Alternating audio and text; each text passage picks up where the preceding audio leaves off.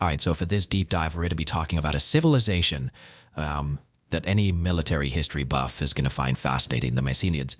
They practically scream epic battles, and their impact on European history is huge. We've got all your notes and sources right here, and we're ready to unpack everything from their rise after the Minoans to their iconic Cyclopean walls, and, of course, their involvement in the legendary Trojan War. What's fascinating is that the Mycenaeans didn't just kind of, inherit the Minoan world, they really transformed it. They emerged around 1500 BC.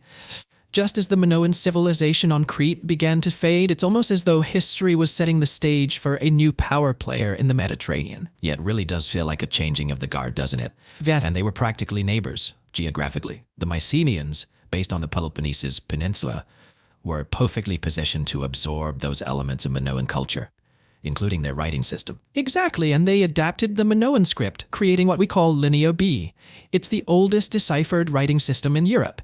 And here's where it gets interesting for those of us who are fascinated by military history. These weren't just peaceful record keepers. The Mycenaeans were warriors too.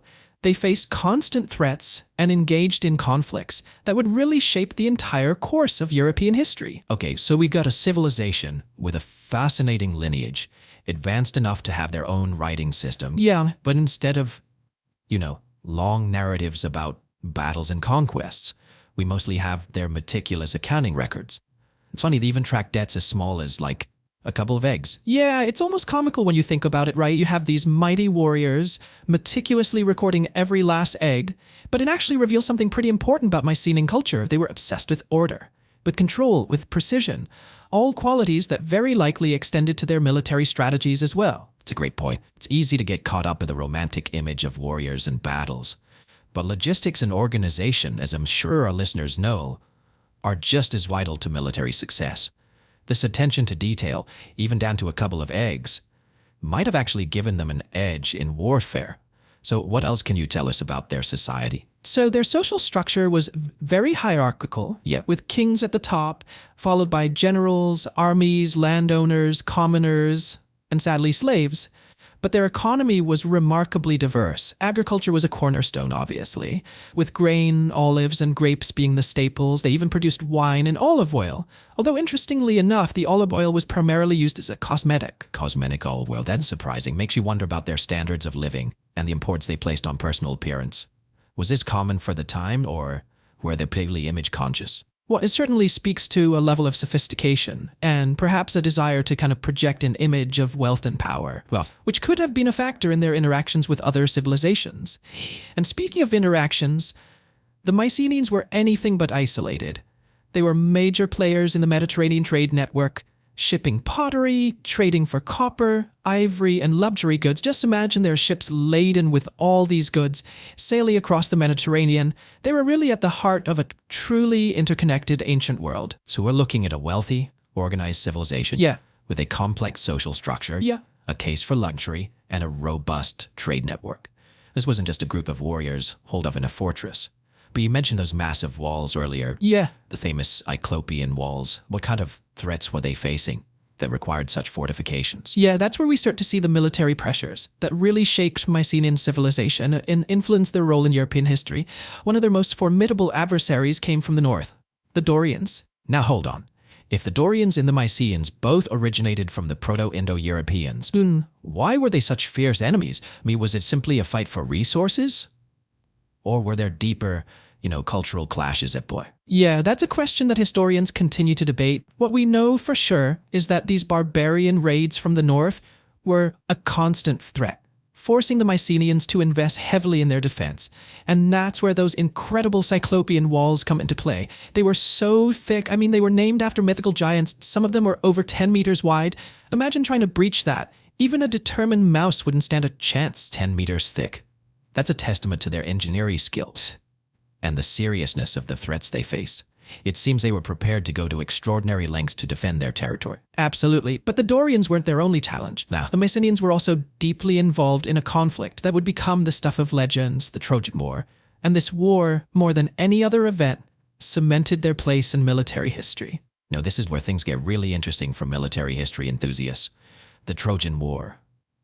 A conflict shrouded in myth and legend. For centuries, it was dismissed as pure fiction. And then Heinrich Schliemann enters the picture, an archaeologist determined to prove its historical reality. Yeah, Schliemann was captivated by Homer's epic tales from childhood. And in 1871, he actually used his own personal fortune to excavate a site in Turkey that he believed to be Troy. And incredibly, he found it.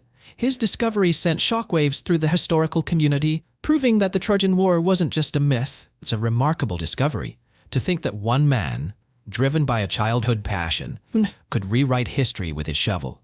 It speaks to the power of archaeology, to challenge our assumptions and reveal the hidden truths of the past. And he didn't stop there. Schliemann then turned his attention to Mycenae itself, where he unearthed Agamemnon's tomb and the iconic mask of Agamemnon.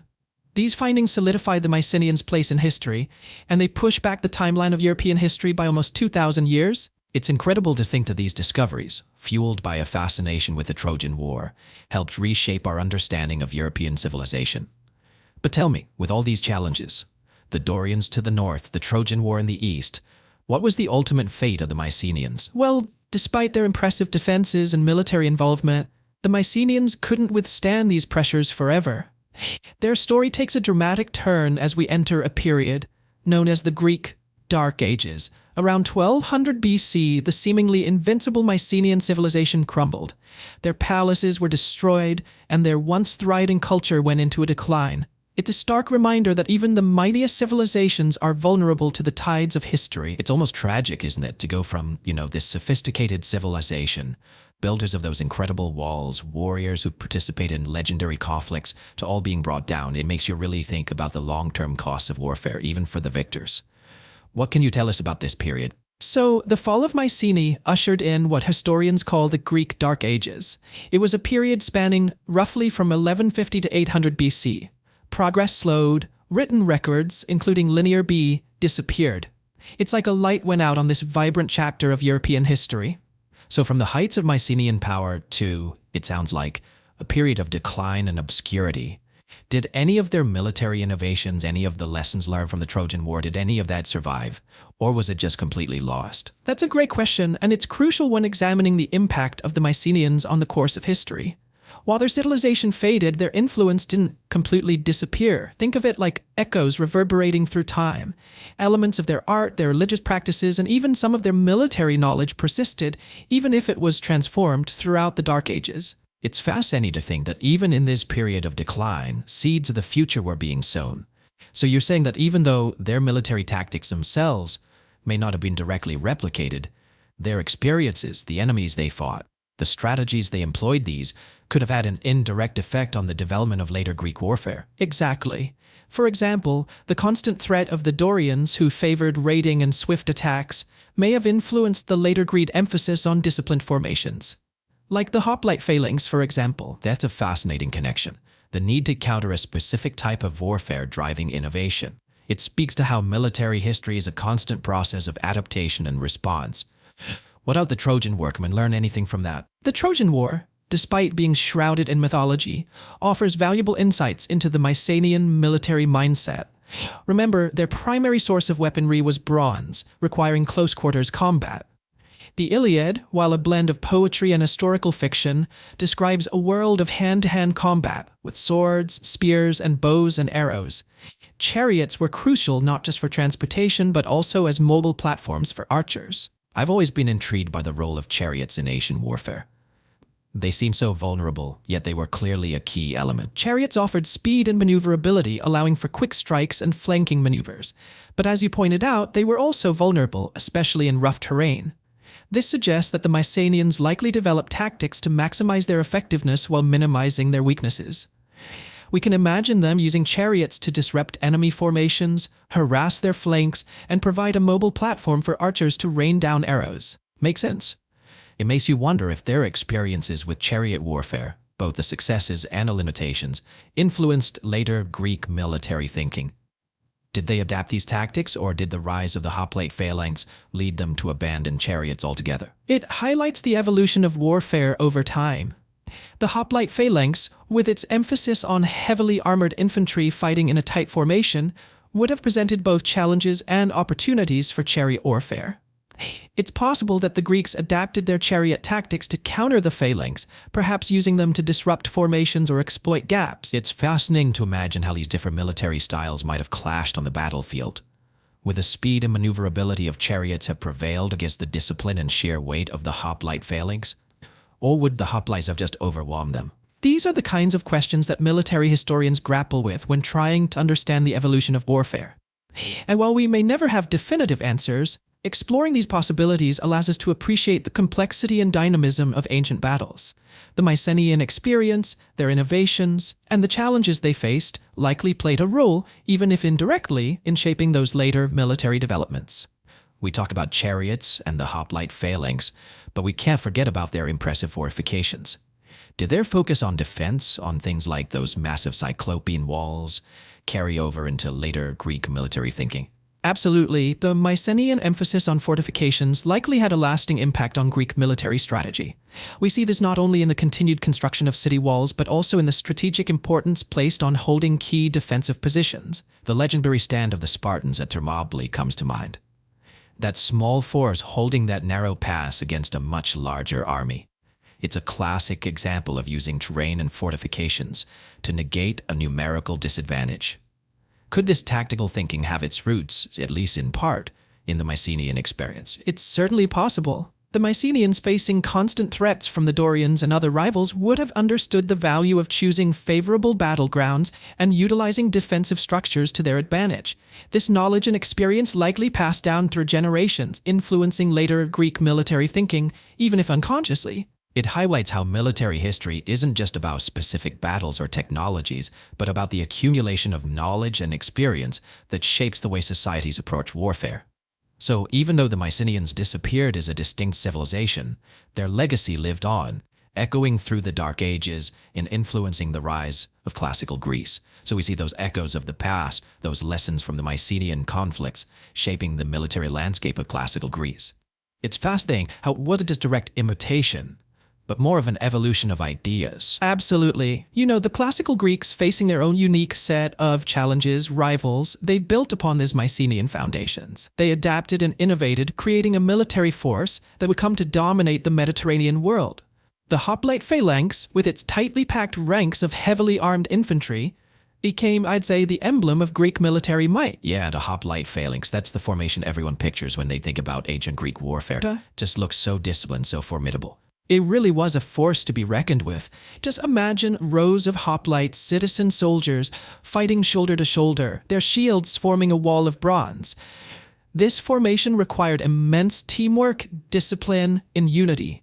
Qualities, I might add, that were deeply ingrained in Greek culture. It's fascinating how these military formations can actually reflect the values and social structures of a society. The phalanx, it wasn't just about individual strength. It was about collective power. The strength of the community, standing together as one. It's a pretty powerful symbol of Greek identity. Yeah, and its success wasn't solely reliant on brute force either. The Greeks, they mastered the art of strategic maneuvering, using terrain to their advantage, and exploiting enemy weaknesses. Think about the Battle of Marathon, for example. The Athenians, outnumbered, but strategically savvy, they used the terrain to decisively defeat the invading Persian forces. That's such a classic example of how training, discipline, and strategic thinking can overcome being outnumbered. It's a lesson that military leaders have studied and applied throughout history. It really is. And the rise of classical Greece, it also witnessed the emergence of these brilliant military minds, figures like Leonidas, known for his courageous stand at Thermopylae, and Themistocles, the Athenian general who orchestrated the pivotal naval victory at Salamis.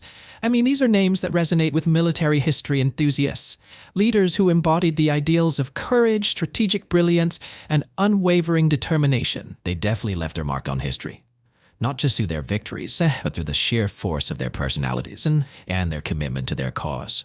It's a good reminder that military history, at its core, is about people. The individuals who make those decisions, lead troops into battle, and shape the destiny of nations. Absolutely. And the story of the Mycenaeans, with their military innovations, their conflicts, and their enduring influence on later Greek warfare, it reminds us that military history is never static. It's constantly evolving, influenced by technologies, social structures, and the lessons learned from previous conflicts. So from the Mycenaeans with the Cyclopean walls, their mastery of chariot warfare, their involvement in the Trojan War, to the classical Greeks with that disciplined hoplite failings, with those brilliant military leaders, we see that clear lineage, a thread that connects the past to the present.